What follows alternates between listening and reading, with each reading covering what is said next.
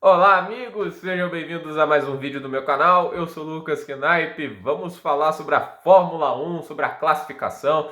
Eu acordei de madrugada, tô aqui com um sono impressionante. Vou tomar uns 4 copos de café para ficar bem, mas porque eu amo essa categoria e nem mesmo Latifi e o Stroll fazendo besteira, o carro da Alpine quebrando no meio de uma curva, fazendo a classificação que tem tempo mais de meia hora, entende? E nem isso me fez assim, desligar a TV e tirar uma soneca, meu com um sono absurdo, e deu para ver a volta mágica de Charles Leclerc, levando a Ferrari a segunda pole em três corridas, as duas com o Leclerc, né? Este cavalinho rampante tá andando muito, hein? Esse carro da Ferrari é muito bom e tem um piloto espetacular como Charles Leclerc que tá voando essa temporada, tá mostrando aí muito do seu valor e fez ali uma senhora volta, colocando quase 3 décimos no Verstappen e no Pérez para superar o holandês e levar a pole. Vamos lembrar que quando ele faz essa volta, não tinha nada melhor do que o Verstappen, tinha algo só 1 milésimo melhor do que a volta do Sérgio Pérez, né?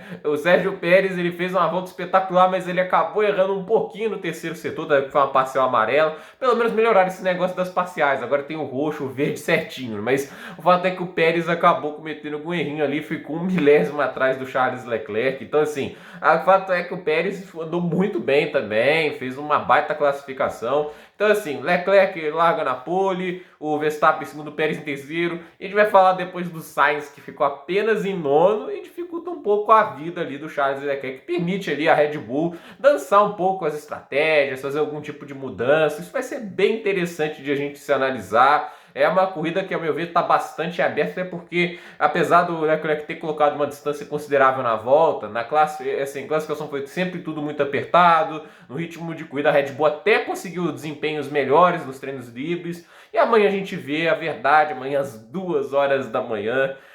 Tem que amar muito esse esporte, eu amo, mas vamos lá, comentando primeiro sobre o Q1, né, porque tem muita coisa para comentar, não é só os líderes, não, mas vamos lá, o Q1 a gente teve alguns problemas, né, com a Aston Martin, porque os dois pilotos bateram no treino livre 3, né? O Vettel bateu, né? Bateu, sim, foi no treino livre 3. Ontem que ele teve o motor quebrado, né? Mas aí depois teve o Stroll que bateu também. Aí teve que consertar os dois carros. Eu imagino o trabalho desses mecânicos da Aston Martin, né? Principalmente com o Stroll, porque o Vettel teve o carro consertado, foi lá, fez a volta dele, não dava pra fazer muita coisa, andou muito pouco na pista, né? O carro não é grande coisa, então era sonhar demais que ele ia conseguir uma volta para conseguir para o Q2. Mas o Stroll, ele vai lá, ele bate no final do TL3, aí os caras batalham para consertar o carro dele de um jeito assim, um ritmo alucinante, consertam o carro dele, ele tem tempo para fazer a volta e ele nem precisa de meia volta para fazer aquela lambança contra o Latifi. Gente, olha, vocês já sabem aqui a minha opinião do Latifi. É um cara que pode ser muito carismático, pode ser, você toma uma cerveja com ele de boa lá, né? É um péssimo piloto, um piloto horroroso, assim. Se ele fosse um filme, ele seria o Morbius em questões de nível de pilotagem. Então, assim, só você ter ideia do que é o Latifi. O Latifi é fraquíssimo, mas não tem como culpar ele ali. Porque assim, o Stroll, ele passa o Latifi ali na.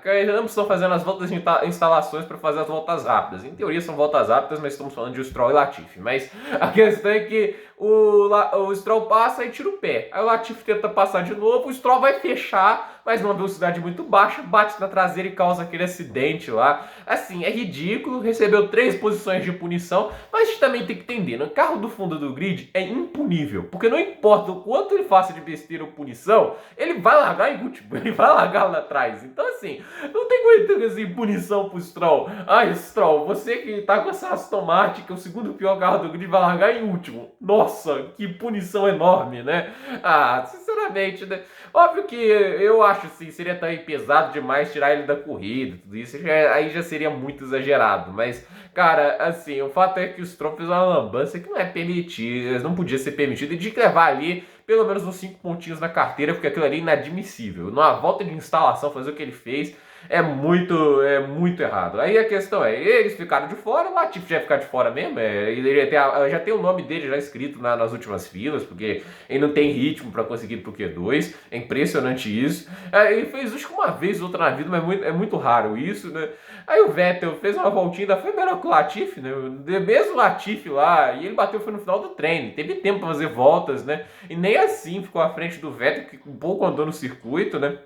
E a surpresa, ao meu ver, foi a Haas, né? Andou muito mal no fim de semana, né? Um carro que estava tão bem em Jeddah, tão bem também no Bahrein. Agora lá na pista de Melbourne foi muito mal. Parece que é um carro que não vai andar tão bem em curvas rápidas, um circuito mais técnico, né? Não sei, tô tentando entender, né? Porque assim, apesar de Jeddah são circuitos de curvas rápidas e técnicas, aí tem muita força do motor também, porque a maior parte das curvas também são pé embaixo. Das 23, só 8 você faz, assim, acho que tirando o pé do acelerador em certo momento, que é um negócio meio insano. Mas a questão é que o carro da Haas andou muito mal e o Magnussen acabou saindo, né? Ele não estava passando muito bem, não sei se agora isso tá valendo para sábado, mas ele não teve um bom desempenho no fim de semana e acabou ficando de fora no Q1, né? E o Albon também ficou de fora. O Mick Schumacher, ele passou com mérito, ele acabou cometendo um erro grande no terceiro setor, porque ele estava colocando quase 6 décimos no Magnussen e só ficou a 1, né? Ele estava muito bem ali na volta dele, mas cometeu erro, mas não foi o suficiente para tirá-lo dentre os 15 melhores. Então o Mick Schumacher consegue uma vaguinha no Q2, então se ficaram de fora no Q1. Albon, Magnussen, Vettel, Latifi e Stroll. No Q2, né, a gente não tem mais aquela regra lá do você pode largar com o pneu que você fizer a volta no Q2. Eu pessoalmente adorava essa regra, eu achava que dava um tempero a mais às corridas, mas o fato é que ela não existe mais. E assim, dá pra nitidamente ver, assim, ficou muito legal nessa corrida. Legal não, vocês pensem como quiser, né, mas ficou muito nítido dos carros que estavam assim, a ordem de forças, né? Porque 5 equipes certinhos foram pro Q3, né? Dois carros de cada equipe no Q3. E ficou lá, as duas Alfa Romeos, as duas Alfa Tauris e o Mick Schumacher, né, que não fez uma boa volta, vale lembrar isso, ficou apenas com 20.4, não sei se ele estava receoso em bater, porque já bateu aí forte em Jeddah, e não tem chassi extra na Haas, a Haas é uma equipe pobre, então assim, eles não têm peças sobressalentes de bater e você pode reconstruir, então ele não quis correr muito risco também, acho que não ia passar para o Q3, porque a gente tem que lembrar que a volta do Ocon foi um 19.1, foi quase um segundo mais rápido que a volta dele no Q1, então ele não ia tirar tanto tempo assim. Então, assim, eu acho que no máximo ele poderia ir para um 13º ou 12º se fizesse uma super volta, porque eu acho que o carro da Haas não é tão ruim quanto apareceu nesse fim de semana. Mas ficou em 15º, o Guan Yu Zhou ficou na 14ª posição, levando quase 7 décimos do Bottas, hein? Não foi uma boa classificação do Guan Yu Zhou, mas vamos dar tempo, quem sabe ele melhora, se acostumar mais. O Bottas tem mais experiência na Fórmula 1. O Tsunoda ficou na 13ª posição, levou só 2 décimos do Gasly, então não dá para criticar tanto o Yuki Tsunoda aí. O Bottas ficou em 12º, ele que não deixava de estar em um Q3 desde o Grande Prêmio de Abu Dhabi em 2016. Ele tem a sequência mais longa, né, de participações no Q3 da história da Fórmula 1. Nem o Lewis Hamilton tem uma participação tão longa, né? Você vê até o Verstappen, todos esses pilotos chegaram a ter um probleminha que tiraram eles de lá. Óbvio que ajuda você ter uma Mercedes durante todo esse caminho, né? Mas a questão é que ele fez isso, mas aquele recorde, eu vou ser sincero, ninguém se importa. Sinceramente, eu tenho um recorde de participações em Q3. A gente sabe, a gente ainda lembra dele como Valtteri Bottas, que ainda tá andando bem nesse ano, mas, cara, assim, sinceramente, né, eu acho que esse é o recorde, tipo, mais corridas. Tudo bem que mais corridas é legal, mas o cara que mais tempo teve na Fórmula 1, o Barrichello teve esse recorde, agora é o Kimi Raikkonen, né? Então, assim, eu sinceramente não acho esse recorde grande coisa, né? O Gasly se esforçou, mas ficou apenas na 11ª posição. É um carro da AlphaTauri que não tem a velocidade de antes, é um carro mais fraco que o da última temporada. Na última temporada tinha velocidade, parecia que o Gasly estava tirando leite de pedra pelo quanto o Tsunoda estava andando mal, mas acho que fica muito explícito também que o Tsunoda andava muito mal, aí dava assim, a impressão de que o Gasly estava fazendo coisas maravilhosas, né? Mas não que o Gasly não tenha talento, é excelente piloto, mas até agora ele não tem conseguido tirar muita coisa do carro, realmente é um carro que mostra bastantes limitações. Aí passaram Ocon, Ricardo, né, chama como quiser, Hamilton, Russell, Norris, Alonso, Verstappen, Leclerc, Sainz e Pérez. Eu lembrar Alonso, tô ficando até triste que só de lembrar que a volta dele no Q2 já daria a ele pelo menos acho que a 5ª posição, né? Só enquanto tava voando o senhor Fernando Alonso, né? Porque, né, uma das coisas que estava mais legal desse fim de semana era Dom Fernando Alonso das Astúrias com esse carro da Alpine, que foi uma surpresa positiva. Eu não esperava nada desse carro nesse fim de semana, apesar de ter andado muito bem em Jeddah, mas o fato é que é um carro que mostra ter suas qualidades e virtudes, né? Se o Ocon não conseguiu acelerar esse carro, o Alonso, meu amigo, estava pegando a pedra espremendo leite com toda a sua força, porque ele tava brigando, e a volta dele, pra você ter ideia, as duas parciais que ele fez antes de bater, estavam quase no mesmo nível da volta que o Leclerc tinha naquele momento, entende? Então assim, ele tava perto de fazer 18,4, 18,2, entende? Isso daria quase uma primeira fila pro cara. Então, assim, o Alonso, e vai lembrar que teria outra tentativa, né? E, cara, o Alonso tava pilotando demais. E acontece aquele problema hidráulico, né? A Alpine tem velocidade, mas não tem confiabilidade. Vamos lembrar que o Alonso já está no seu terceiro motor em 3 corridas. Qual é o limite de trocas de motor na temporada sem levar punição? 3. Não dá, né, a Alpine, né? Vai lembrar que a única equipe que recebe os motores Renault é a Alpine, né? Porque ela é, a Alpine é a Renault, né? A Alpine é uma divisão, uma empresa que é a divisão de carros esportivos da Renault, né? Eu não faz muitos modelos, mas é um jeito da Renault fazer uma propaganda da empresa, mas o fato é que a Alpine, ao meu ver, tá deixando a desejar em confiabilidade, mas tem um carro interessante que vai permitir o Alonso fazer coisas legais esse ano. E assim, o Ocon acabou levando uma surra, mas deu sorte aí pra ele, né? Que o Alonso acabou tendo essa batida e ele ficou ali com o 8º tempo, mas a volta é 19,0, né? Foi só a melhor que a do Sainz, que foi muito mal. Olha, as pessoas falaram que assim, a gente viu o Sainz na última temporada e ele ficou à frente do Leclerc, né? E a pessoa falou que ele era do mesmo nível do Leclerc, né? Que ele tem regularidade, isso é verdade. O Sainz é um cara muito regular, ele tem muito talento, é um bom piloto, é muito bom. Mas a questão é que ele não é gênio, né? Ele não é um cara brilhante, entende? Eu acho que isso aí teria que ficar mais explícito. Porque eu me lembro até lá de gente falando que na Grande Prêmio da Turquia, quando o Leclerc chegou a liderar, naquele grande prêmio com chuva que o Bottas ganhou, até é estranho falar isso, mas o fato é que o Leclerc estava acompanhando o ritmo do Verstappen e do Bottas, né? Que era impressionante, ele tava colocando muito tempo em cima do Sérgio Pérez, que é excelente ritmo de corrida, e cara, ele erraram na estratégia, que ele tentou ganhar, mas ele tava vislumbrando uma possibilidade real de lutar pela vitória. E a questão é que tem gente que falava que se o Sainz tivesse largado na frente, ele largou lá de trás, ele teria lutado pela vitória melhor que o Leclerc, né? Sendo que muita gente estava subestimando o que o Leclerc estava fazendo pelo talento dele, né?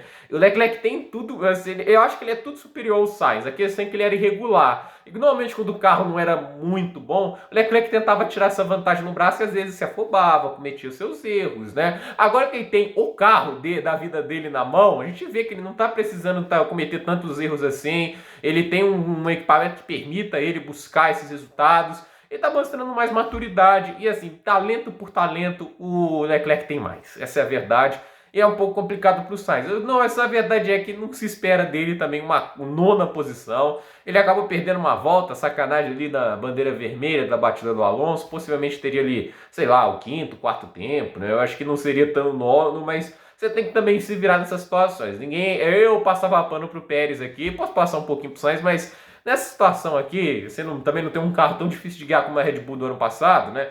Então, assim, eu acho que pelo menos a gente tinha que conseguir um 4º lugar, né? Até porque a volta do Pérez de terceiro foi 1,18,240. O Norris com a McLaren fez 1,18,703. Então, assim, é uma distância considerável entre o 4º e o terceiro lugar. Dava para ter colocado o carro ali, mas não fez uma boa volta, né? O Ocon em 8º, o Ricardo em 7º, um bom desempenho do Daniel Ricciardo, né? Apesar de ter levado um tempinho do Norris, mas isso aí é comum, né? Isso é verdade, né? 3 décimos também acho que tá aceitável, né? O George Russell em 6º, né? Mercedes apagadíssimo o fim de semana inteiro, né? Eu tava pensando até que ia ser pior, sinceramente, ali pelo desempenho do treino livre 2, né? Pelo quanto o Hamilton tava, assim, pouco otimista, mas o carro conseguiu dar uns passinhos pra frente, embora, assim, o Russell tenha levado um segundo e o Hamilton 9 décimos e meio do Leclerc, né? Então o Hamilton ficou em 5º, né? O Norris na 4ª posição, um temporal. O carro da McLaren, pelo jeito, voltou a ter um pouco do ritmo de Barcelona, mostra mais qualidades talvez em curvas, não sei, mas é um carro que pelo menos mostra que não é tão fraco quanto a gente se imaginava e conseguiu talvez algum tipo de evolução. O carro tá no peso mais certinho, porque era dito que era um dos carros mais leves, né? Por causa daquele aumento de peso, complicou um pouco a vida deles, né? Que a FIA fez. Então, assim, a McLaren pelo menos teve hoje um ritmo muito bom. E vai lembrar que o motor Mercedes, a Mercedes não estava lá com aquele motor, não sei se teve alguma evolução no motor Mercedes, ele agora está liberando mais potência. Isso também é digno de nota, né? E o Pérez na 3ª posição, novamente muito próximo do Verstappen, menos de 1 décimo, né? É um Pérez ali que está muito mais, assim, com o carro na mão. Ele é um piloto extremamente qualificado, está mostrando isso. Eu nunca achei ele lento de classificação, não. Só achava que o carro, às vezes, complicado.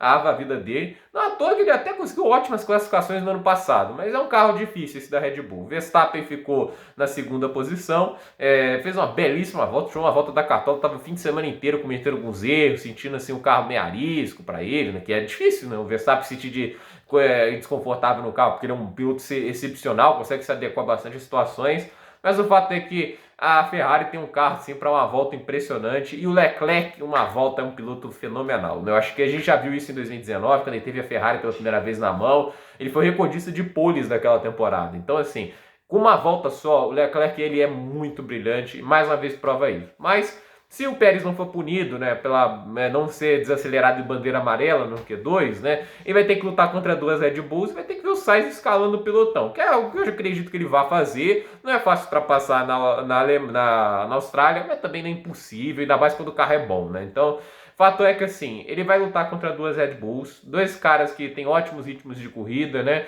Então, assim, não vai ser vida fácil para o Carlos Sainz. A Red Bull pode brincar com as estratégias, pode mandar o Verstappen atacar e o Pérez economizar pneu, ficar ali fazendo aquele jogo clássico dele, né? Estender a parada e depois atacar no final. A gente não sabe, estão jogando com dois carros contra um. Isso dá aí um leque de alternativas interessantes para quem sabe roubar a vitória da Ferrari. Vamos ver aí, vamos ver o ritmo da Ferrari, se a Ferrari vai conseguir ter um ritmo melhor que o da Red Bull.